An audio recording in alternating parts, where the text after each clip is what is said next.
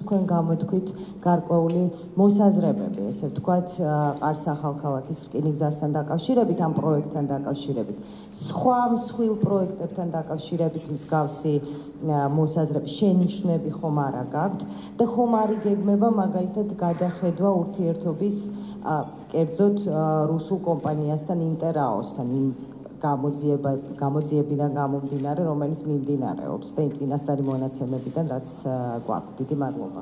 მადლობთ. მეორე შეკითხვით დავიწყებ. სხვა კომპანიებთან დაკავშირებით, აი გარდა მასში შენდებოდა თბო ელექტროსადგური. და იქ გაჩნდა კითხვები. საპარტნიორო ფონდიდან იყო გადარიცხული 50 მილიონი. რეალურად ინვესტიციები თქვათ უნდა ინტერაოს განეხორციელებინა. ესეთი ინფორმაცია არსებობდა და ამის საფუძველზე ჩვენ შევაჩერეთ ეს პროექტი და დღეს მაქვს შეხვედრა სხვათაშორის სამის ნახევარზე წარმომადგენელთან ამ კომპანიის ხელმძღვანელთან და ვცდილობთ რომ პროექტი მთლიანად არ შევაჩეროთ და ეკონომიკური პრინციპების და შინაარსის შეცვლის საფუძველზე, კორექტირებების საფუძველზე მოვახერხებთ, მე მგონი რომ გავაგრძელოთ ეს პროექტიც. ჩვენ რევიზიას ვუკეთებთ ძალიან ბევრ პროექტს. და მე არ დავმალავ რომ ერთ-ერთი პირველი იყო ეს ჩემთვის, რამდენადაც მე თვით უყურებ წინა ხელისუფლების ყველა ქმედებას და ამის საფუძველი მაქვს, თანაც ძალიან ბევრი.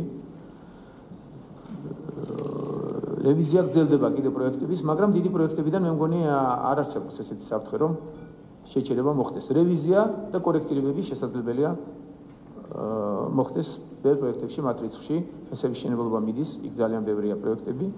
ჩვენ ყველაფერს აი იგივე ბორჯომთან დაკავშირებით, იგივე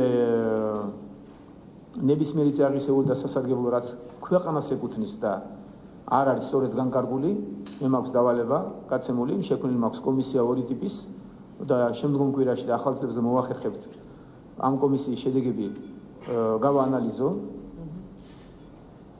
და ცვლილებები შეიძლება შევიდეს და ზოგიერთ შემთხვევაში შეიძლება რაღაც სკანდალურიც იყოს.